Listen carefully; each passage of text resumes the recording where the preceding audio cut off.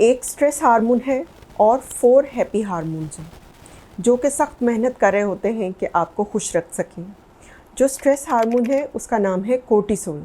ये इसका लेवल तब बढ़ता है जब आप परेशान होते हैं, जब आप कम सोते हैं या फिर दिन में सोते हैं, जंक फूड बहुत ज़्यादा खाते हैं, आपकी जो वर्क डेडलाइंस हैं वो पाइल अप हो गई हैं।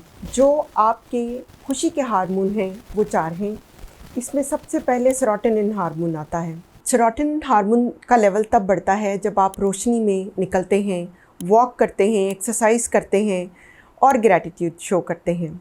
ये आपका मूड स्टेबलाइज़र है। डोपामिन हार्मोन खुशी का वो हार्मोन है जो रिवार्ड हार्मोन कहलाता है। ये तब निकलता है जब आप छोटे छोटे टास्क पूरे करते हैं। जो ऑक्सीटोसिन हार्मोन है उसको हम लव हार्मोन भी बोलते हैं।